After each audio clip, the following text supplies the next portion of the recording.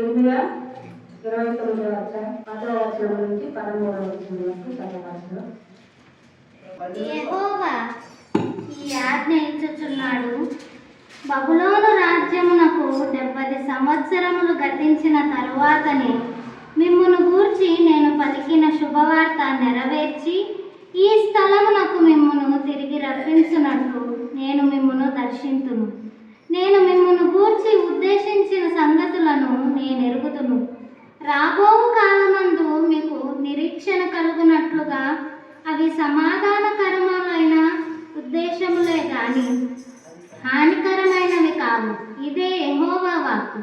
మీరు నాకు మొరపెట్టుదురేని, మీరు నాకు ప్రార్థన చేయుచు వద్దురేని నేను మీ మనవి ఆలకింతును. మీరు నన్ను వెదకిన ఎడల, పూర్ణ మనస్సుతో నన్ను కూర్చి విచారణ చేయునెడల మీరు నన్ను కనుగొందురు.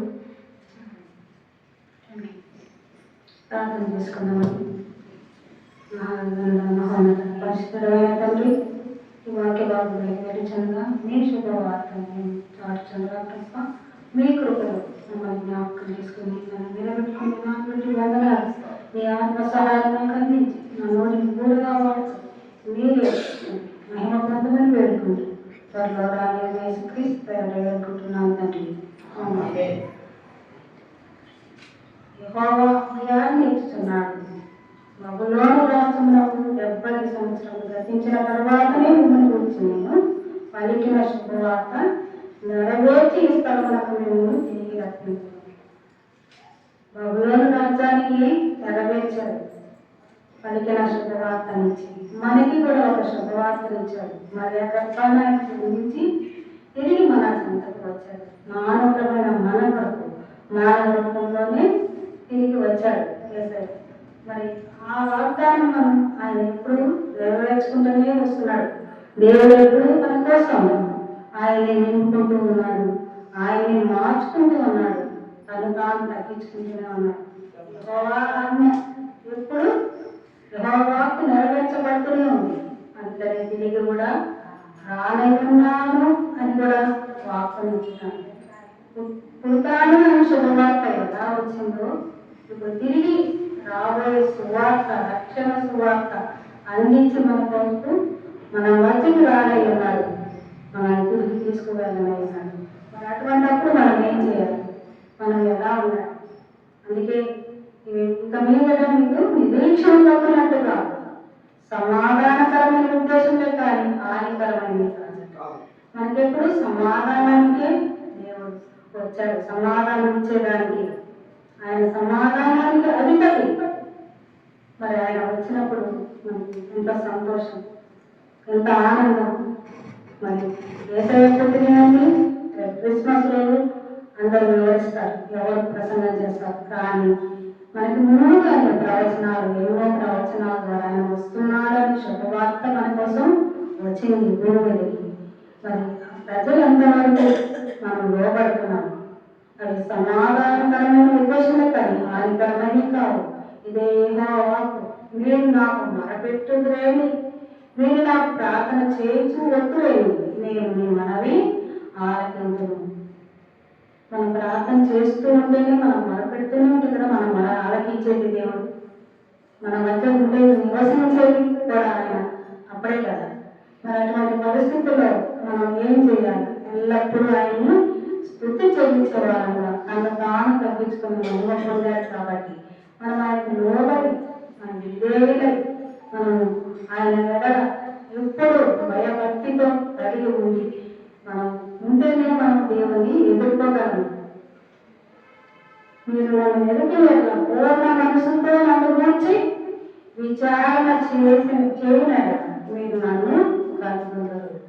ఎప్పుడు కలుగుంటాం? మనం దేవుని పూర్ణ మనసుతో పూర్తిగా మనం కలిగిపోయాం అనుకున్నప్పుడే, మన మనసు నిండా ఆయన నిండి ఉన్నప్పుడే, పూర్ణ మనసుతో, పూర్ణ ఆత్మతో, పూర్ణ బలముతో మీ దేవుడైన యెహోవాను స్తుతించండి, సంతించండి అని ఎన్నోసార్లు ఆజ్ఞాపించాడు, ఎన్నోసార్లు వినిపిస్తూనే వస్తాం. కానీ మనం ఏం చేస్తాం? పూర్ణ మనసు మనం దేవుడికి ఇవ్వలేము, పూర్ణ బలము చూపించలేము, పూర్ణ ఆత్మతో మనము పై చేస్తాం, పై భక్తి. ఆ భక్తి కోరుకోవటం దేవుడు.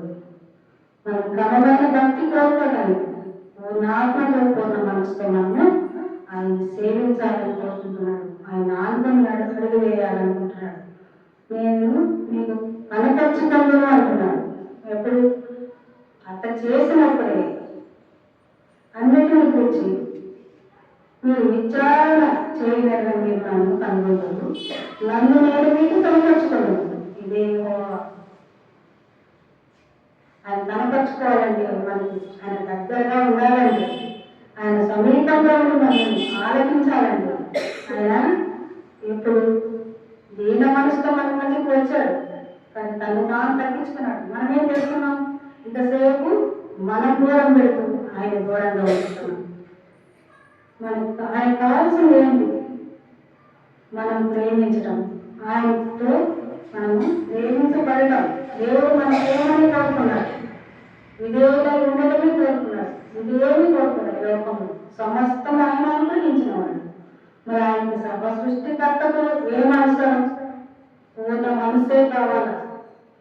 పూర్ణ మనసు మనం మార్చుకున్నప్పుడు ఆయన పూర్ణంగా సంపూర్ణంగా మనల్ని విధేయతని నడిపించి ఆయనే బలపరచుకోవాలి, ఆయనే నడిపించుకుంటాడు. రేపు వచ్చినప్పుడు కూడా ఆయన సంతకు చేర్చుకుంటాడు.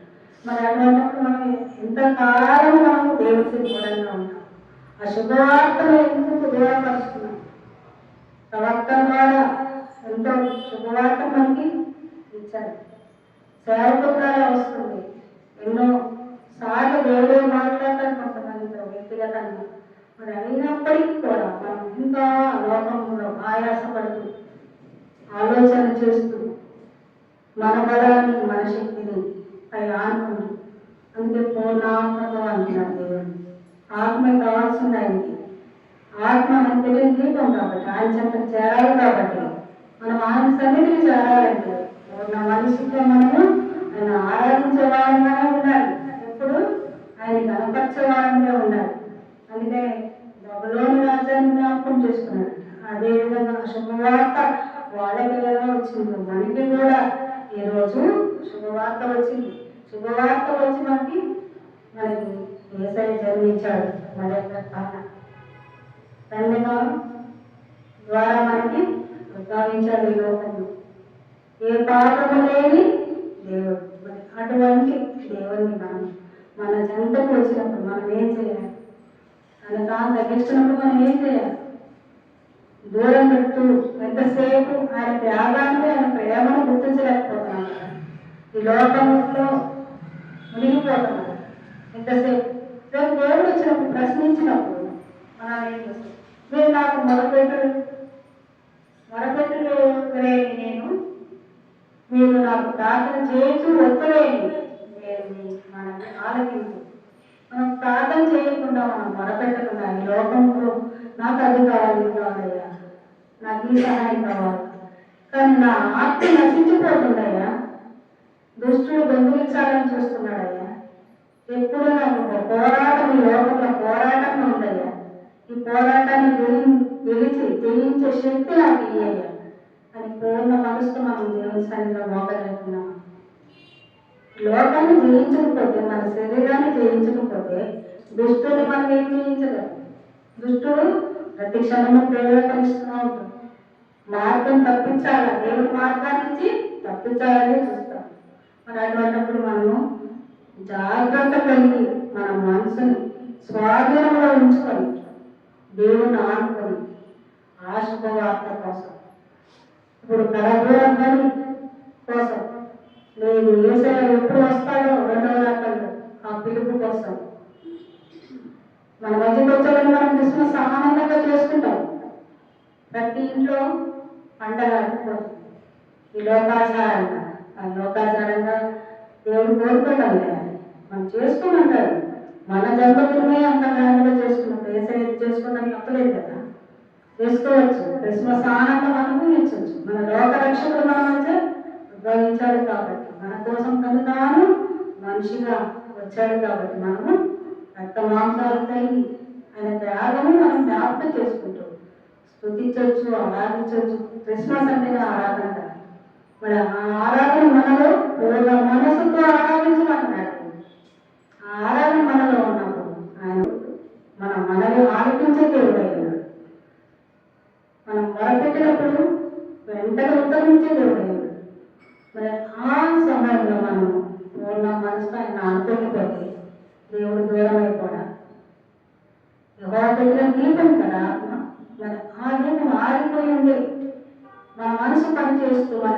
కుటుంబం చేస్తే ఆత్మను ఆర్పేస్తే ప్రయోజనమా?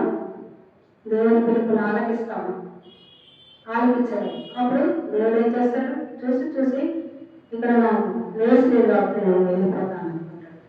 వెళ్ళిపోయినప్పుడు మన పరిస్థితి ఏంటి? దుష్టుని గృహమే అయిపోతుంది, మన హృదయము దుష్టుని సొంతమే అయిపోతుంది. అందుకని జాగ్రత్త కలిగి క్రిస్మస్ దినాలలో కూడా దేవుని ఆరాధించే వాళ్ళంగా ఉండాలి, దేవుని మహిమపరిచే వాళ్ళంగా ఉండాలి. లోకపరంగా మనం చాటొచ్చు, శుభవార్త మనకి సందడి చెయ్యొచ్చు, కానీ ఆయన ప్రేమను మర్చిపోకూడదు కదా, ఆయన త్యాగాన్ని మర్చిపోకూడదు. లోకంలో తీరుగా చేసేసి మనము ఆనందిస్తాం, కానీ క్రిస్మస్ అలా కాదు. దేవుని కోసం మనము పూర్ణ హృదయంతో, పూర్ణ మనసుతో, పూర్ణ బలంతో ఆరాధించే వాళ్ళంగా. స్తుతి ఆరాధనే క్రిస్మస్. ఆయన పుట్టాడు, సందడి. మన హృదయం నిండా సందడి ఉంటే మన ఇంట్లో పండుగే. మనం మొత్తం మార్చుకొని ఉంటే ఎట్లుంటుంది? విచారంతో ఉంటే ఆ సందడి ఉండదు. మనం హృదయం లేకపోతే ఇంట్లో కూడా ఉండదు. మరి అందుకనే మనం హృదయం నిండా నిండి ఉన్నప్పుడు ఆ సందడి మనము చాటగలము. రక్షణ సువార్త ఎప్పుడు చాటగలము? దేవునికి మనం సమీపంగా ఉన్నప్పుడే, దేవునితో కలిసి ఉన్నప్పుడే ఆ శుభవార్తను మనం అందించగలము. ఆ శుభవార్తను మనం చాటకుండా మోసుపెట్టుకొని మన ఇంట్లో మన వరకు మనం పండుగ చేసుకుంటే ఆ పండుగ ఆచారపరంగా అయిపోతుంది. మనకు కనిపించిన ప్రార్థన, మనం ఎవరు తిరగలేని వాళ్ళు, చెయ్యలేని వాళ్ళు, చాటలేని వాళ్ళు ఏం చేయాలి? ప్రార్థన చేయాలి. అయ్యా, ఎంతో మంది నశించిపోయే వాళ్ళు ఉన్నారయ్యా, అటు ఆత్మలకు రక్షణలోకి నడిపించిన వెతికి రక్షించు. నీ త్యాగం వృధా పోకూడదు, నీ రక్తం ప్రతి ఒక్కటి కూడా వృధా పోకూడదు. నువ్వు వచ్చినప్పుడు మీరు ప్రేమ ఫలాలు ఫలించే విధంగా మమ్మల్ని మేము సిద్ధపరచుకొని నీ చెంతకు మేము చేరే విధంగా, మేము కొంతమందిని తీసుకొచ్చే విధంగా ఉండాలని తప్ప ఆరాధనతో నేను ముందుకు సాగి కృపను దయచేయ, బలాన్ని వేయాలి, శక్తిని వేయాలి, జ్ఞానాన్ని వేయాలి. అటు ప్రార్థన మాత్రం చేయాలి, దుష్టులు దొంగిలించకుండా చేయాలి. మనము మా పనులు చేసుకుంటూనే మాట్లాడుకోవచ్చు. ప్రత్యేకించి మోకాలిలో ఏదో చెయ్యాలా, సమయం లేదు నాకు అనుకుంటాం. మన పని పాటల్లో ఉన్నప్పుడు కూడా దేవుడితో మాట్లాడచ్చు. మాట్లాడే దేవుడు మన దేవుడు అయినప్పుడు మనం అలా ఆలకించడా? జవాబు కూడా మనకు తెలియదు.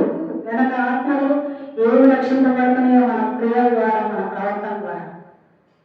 అటువంటిప్పుడు ఆ నడిపిండు దేవుడికే తెలుసు. మనం చేసే మూడులు, ప్రార్థనలు అవన్నీ ఆయన సన్నిధి చేస్తాయి. ఒకనొక రోజు మన లెక్క మనకు ఉన్నప్పుడు అప్పుడు చూస్తాం మనం చేసిన క్రియలేంటో, ఫలితం ఏంటో. ఈ లోకంలో మనకి కనబడవు, కొన్ని వినబడవు. అయినప్పటికీ పంట అనేది అక్కడ కోసుకోవాలి, ఫలితం అనేది అక్కడ పొందుకోవాలి. అందుకోసం మనం చిన్న ప్రార్థన చేయలేమా? అందరి కోసం చిన్న ప్రార్థన నశించిపోయే వారి కొరకు చేయలేమా? ఎంతమంది తెలియక ఎంతమంది నశించిపోతున్నారు, ఎంతమంది మరణమవుతున్నారు. ఆ మరణాన్ని తప్పించి ప్రభువా మన కుటుంబ ప్రార్థన చేయలేమా? అవన్నీ మనం చేయగలిగినప్పుడే మనమేమో మన కోసం మనం చింతిస్తూ వగరుస్తూ ఏదో బాధలో కూరుకుపోయి ఉంటాము. ఒకసారి ఇంట్లో సమాధానాలు లేదు, కానీ దేవునితో ఎప్పుడు సమాధానం కలిగి ఉండాలి.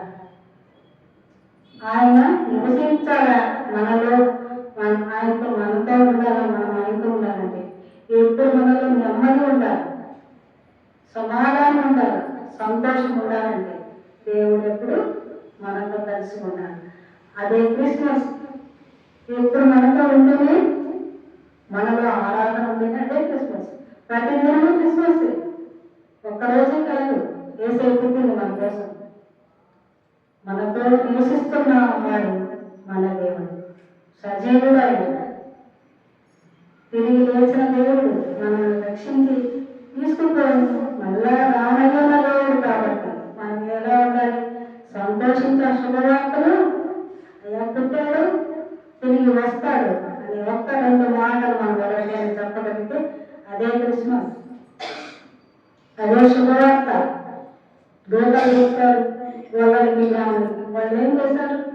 ఎంతకాలం అనిపించారు, స్థుతించారు, ఆరాధించారు. మన జీవితంలో కూడా మన ప్రయాణం అంతట్లో జ్ఞానం ప్రయాణం చేశారని చెప్పని చూసి కనుగొని వెంబడించారు, స్థుతించారు, అన్ని అర్పించారు. ఆ రోజు వాళ్ళు అన్ని అయ్యి అర్పించారు. ఈరోజు మనం ఏం అర్పించమంటున్నారు? దేవుడు మన హృదయాన్ని సమర్పించమంటున్నాడు. సమర్పించి మనము అర్పించి మనం స్థుతించి ఆరాధించగలిగితే దేవునికి ఆనందం, సంతోషం, సమాధానం. ఆ సమాధానం మనలో ఉంటుంది. మనకి ఎల్లప్పుడూ భూమి మీద సమాధానమే. ఒకసారి మనం రోమిలకు రాసిన పత్రిక మొదటి అధ్యాయం మొదటి 7వ వచనం. యేసుక్రీస్తు దాసుడు అపోస్తలుడుగా ఉండుటకు పిలువబడిన వాడును దేవుని సువార్త నిమిత్తము ప్రత్యేకింపబడిన వాడైన పౌలు రోమాలో ఉన్న దేవుని ప్రియులకందరికీ అనగా పరిశుద్ధులుగా ఉండుటకు పిలువబడిన వారికి అందరికీ శుభమని చెప్పి వ్రాయినది. మన తండ్రి అయిన దేవుని నుండి ప్రభు అయిన యేసుక్రీస్తు నుండి కృపా సమాధానములు మీకు కలుగుగాక. దేవుడు తన కుమారుడును మన ప్రభువునైన యేసుక్రీస్తు విషయమైన ఆ సువార్తను పరిశుద్ధ లేఖనముల యందు తన ప్రవక్తల ద్వారా ముందు వాగ్దానం చేశాను.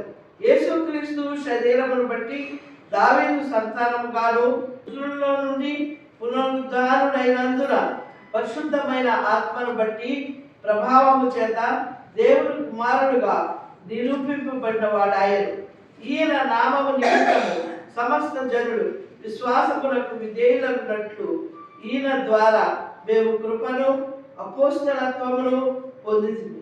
మీరును వారిలో ఉన్న వారై యేసు క్రీస్తు వారుగా ఉండుటకు పిలువబడి ఉన్నారు. మనం యేసుక్రీస్తు రక్తంలో కడగబడి రక్షణ పొందిన వాళ్ళు అపోస్తలుగా పిలువబడ్డారు. కానీ మనం యేసుక్రీస్తు రక్తంలో కడగబడి రక్షణలో మనం ఉన్నవారు. మరి అటువంటిప్పుడు మనం ఎలా ఉండాలి? పరిశుద్ధ శుభమని చెప్పి రాయినదే రాశారు. శుభవార్తలు, రక్షణ సువార్తలు, దేవుని ప్రేమ వార్తలు, ఉపాస క్రీస్తు నుండి ఉపాస సమాధానం మీకు కలుగు కాక. దేవుడు తన కుమారుడును తన ప్రభువైన యేసుక్రీస్తు యందు ప్రవక్తల ద్వారా ముందు వాగ్దానం చేశాడు. ప్రవక్తల ద్వారా వాగ్దానం చేశాడు. వాగ్దానాన్ని నెరవేర్చుకున్న దేవుడు. మనం మాట ఇస్తామా?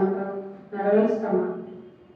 మనం నెరవేర్చలేము. ఏది కూడా నెరవేర్చలేదు. నిలబెట్టేవాడు దేవుడే. ప్రవచనాలు నెరవేర్చబడ్డాయి, వాగ్దానాలు నెరవేర్చబడ్డాయి. మనం మాత్రం ఇంకా చీకటిలోనే ఉంటున్నాం. వెలుగు సంబంధముగా అయితే వెలుగుతో కలిసి నడుస్తాం.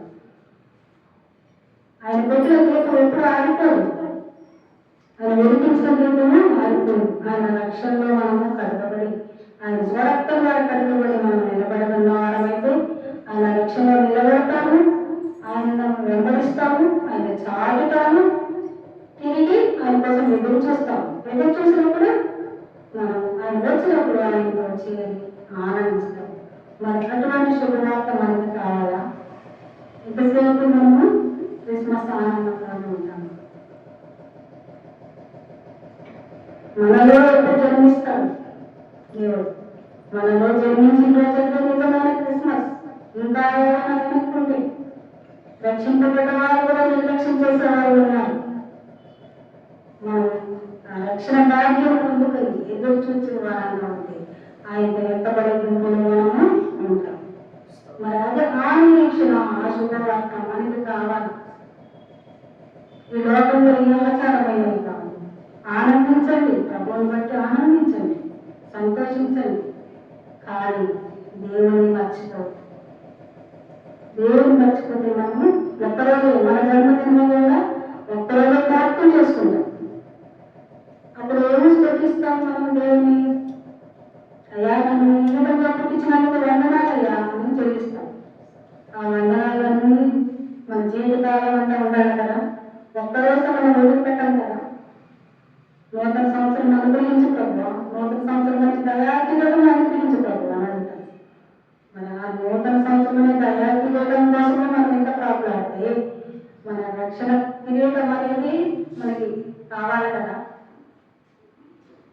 దేవుడిచ్చే కిరీటాన్ని మనం పొందుకోవాలి కదా. పొందుకోవాలంటే మనం శుభవార్త చాటాల్సిందే, అశుభమని మన ఇంట్లో పలకాల్సిందే, అశుభకరంగా మన జీవితాలు కూడా ఉండాల్సిందే. మనలో ఈ చింతలు, లోక చింతలు, లోక బాధలు అన్నీ శాశ్వతమైనవి కాదు. శాశ్వతమైన ప్రేమ, శాశ్వతమైన ఆనందం దేవుల్లో ఉన్నాయి. నన్ను బట్టి అతిశయించండి, నన్ను బట్టి ఆనందించండి అన్నాడు దేవుడు. లోకాన్ని బట్టి కాదు, మనల్ని బట్టి కాదు. మనలో ఏముంది? ఒక్క క్షణం ఊపిరిపోతే మనలో మన శరీరానికి విలువే లేదు. మన సొంత వారు ఉంచుకోరు. ఒక్క క్షణం కూడా భరించదు. ఈ శరీరానికి ఎప్పుడు విలువ దేవుడు మనలో ఉన్నంత వరకు. ఆయన పెట్టిన ప్రాణము, ఆయన పెట్టిన ఆత్మ మనలో, ప్రాణం పోయినట్లు ఆత్మ వేరైపోతుంది. అప్పుడు ఆ ఆత్మకి ఎక్కడ నివాసం? ఆ నివాసం చేసుకోవాలి. లేదు, దేవుడు వస్తే కూడా మనం మహిమ శరీరంగా మార్చబడాలంటూ ఉండాలి. మరి ఆ నిరీక్షణగా మనం కలిగి ఉండాలంటే మనం ఏం చేయాలి? పూర్ణ మనసుతో దేవుని ఆరాధించాలి.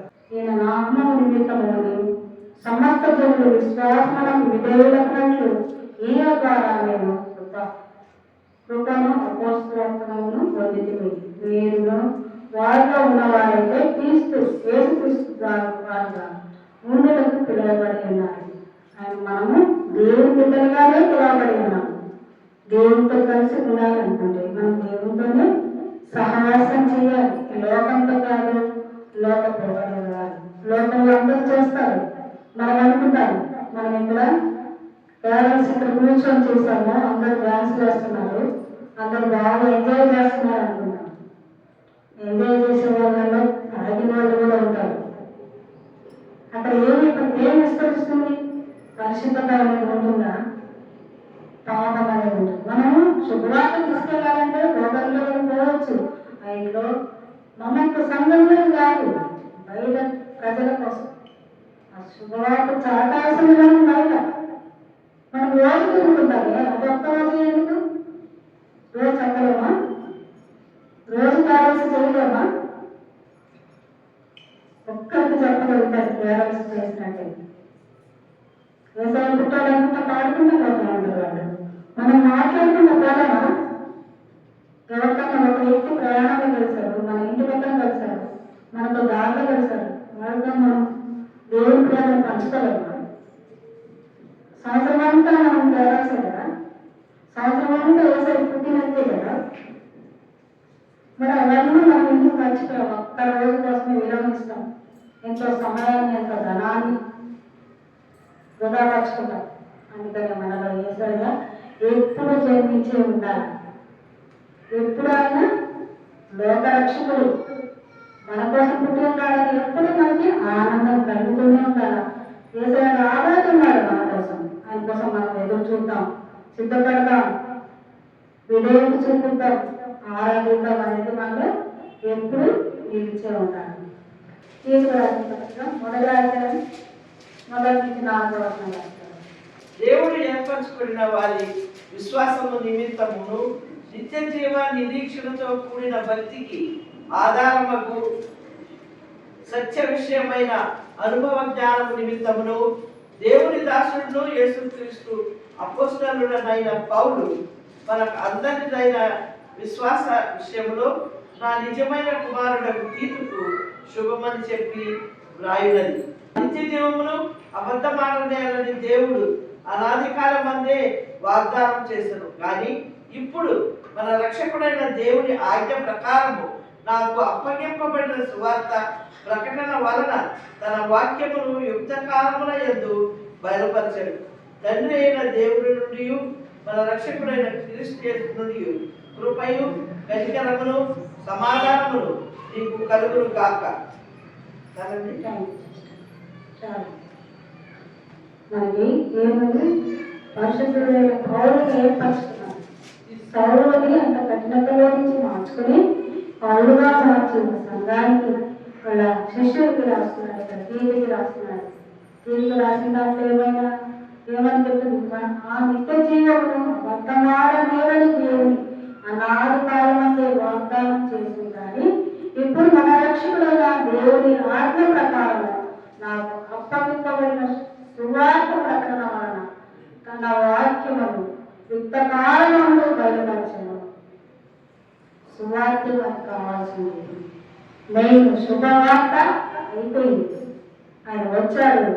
ఇప్పుడు సువార్త కావాలి. దేవుడు మన నుంచి ఆశించి ఆనందించేది ఏంటంటే సువార్త. ఎక్కడ తిరిగినా మన సువార్త మనం అందించగలిగితే మన రక్షకుడు లోకానికి వచ్చాడు, మన కోసం రాబోతున్నాడు, ఆయన ప్రేమను అనుభవించండి అని మనం చెప్పగలిగితే అదే ఆయన ఆనందింపజేసే వార్త. మనము ఏది చేసినా ఏది ఇచ్చినా కాదు, మన పూర్ణ మనసు ఆయన ఆయన ఉండాలి. మనము ఆయన సువార్తను ప్రకటించగలిగి ఉండాలి.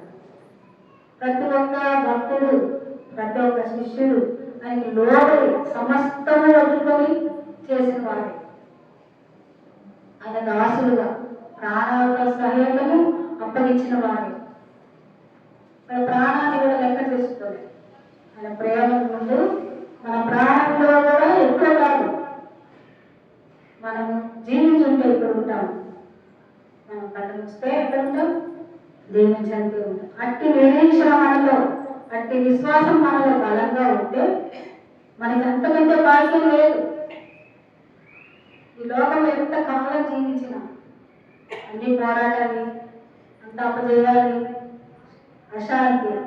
కానీ దేవుని అనుకుంటే మనకి దేవుడి నుండి, మన తండ్రి అయిన దేవుడి నుండి, మన రక్షకుడైన క్రీస్తు యేసు నుండి కృపయు కనికరము సమాధానం కలుగుతుందని చెప్తున్నాడు. రక్షకుడైన మనకి కృప కనికరము సమాధానాన్ని కలిగాయి దేవుళ్ళని. మనం దేవుని ఆడుతున్నప్పుడు, దేవునితో నడిచినప్పుడు, దేవుల్లో నిలబడ్డప్పుడు ఆ కృపా కనికరాలు మనకి కావాలి. ఆ శాశ్వతమైన ప్రేమ మనకు కావాలి. ఆ సమాధానం మనకు కావాలి. సమాధాన సువార్త మనకి ఈరోజు సమాధాన సువార్తగా మనం క్రిస్మస్ జరుపుకుంటాం. ఆ క్రిస్మస్ ఆనందంలో మనం జీవించాలంటే మనం ప్రతి ఒక్కరి దేవుణ్ణి ఆరాధించి ఆనందించి సంతోషించే వాళ్ళంగా ఉండాలి. అట్టి క్రిస్మస్ మనందరం చేసుకుందామని, అందరికీ ఆ శుభవార్తను చాటుదామని, ప్రతి ఒక్కరి పట్ల ప్రేమగా వెళ్దామని, అందరినీ క్షమించగలుగుదామని, అందరితో కలిసి జీవించి కేవలం దేవుని ప్రేమనే మనము ప్రకటిస్తాం. మనం ప్రేమించబడదాము, ప్రేమిద్దాం, దేవుని ప్రేమించకుండా మనం ఏం చేసినా హృదయ సమాధానానికి మనలో ఉండదు. దేవస్థాపం అంటాం. మళ్ళా మన ప్రతి విషయంలో మనం జీవించాలి. ఒక స్తోత్రం అంటే ఇక్కడికి అయిపోదు. పూర్ణ మనసుతో మనం ఆయన వెంబడించినప్పుడే, విధేయత కలిగి ఉన్నప్పుడే, వినయం కలిగి ఉన్నప్పుడే ఆయన కనికరము, కృప, సమాధానం మనకి తోడై నడిపిస్తాయి. ఆ కృప కొరకు, కనికరం కొరకు మనము ఎల్లప్పుడూ ఎదురు చూసే బిడ్డలుగా ఈ క్రిస్మస్ దినాల్లో ప్రతి ఇంట అతి సమాధానము, అట సంతోషము, ఆ పండుగ ఆనందం. పండుగ బాగా చేసుకోండి, సంతోషించండి, సంతులేదు. కానీ దేవుని మర్చిపోయే పండుగ వృధా. క్రీస్తు లేని పండుగ, క్రీస్తు లేని ఆనందం క్రిస్మస్ ఆనందం కాదు. క్రీస్తు తగిన ఆరాధన ఇచ్చినప్పుడే మనకి క్రిస్మస్ ఆనందం మనం నిజంగా అనుభవించిన వారు. అట్టి కృపతో మనం నడిపించాలని, దేవుని కనికరాల పట్ల మనం కృపగలి జీవించాలని, ఆయన కృపతో మనం ఎల్లప్పుడూ మన సంఘాన్ని, ప్రతి బిడ్డని, ప్రతి కుటుంబాన్ని నడిపించాలి. ఈ క్రిస్మస్ ఆనందం అందరూ అనుభవించాలని పెద్దవాళ్ళు దేవుడు జీవించిన ప్రార్థన చేసుకున్నాను. మహాగంధామ వర్షితుల దేవ, కృపాసత్య సంపూర్ణుడా, నిత్యం సత్యదేవ, ఈ కృప కొరకు, ఈ కనికరం, ఈ సమాధానం కొరకు మనం ఎదురుపెట్టి మీ సన్నిధిలో ఆనందించే వారంగా, సంతోషించే వారంగా ఉండడం, మా హృదయాల క్రిస్మస్ ఆనందం అనుభవించే విధంగా ఏ కుటుంబంలో ఏ లోటు లేకుండా తప్ప అందరూ సమాధానం కలిగి తండ్రి ఇందులకు కృప చూపించున్నాను. ఆ సంఘాలు మీ తప్పు ఇంతవరకు మీరు మాట్లాడిన మాటలు బట్టి వందనాలు తెలుసు. మీ ప్రేమను నేను జీవించాను కృప చూపించమని అడుగుతాను. క్రీస్తు పేరు ఆమేన్.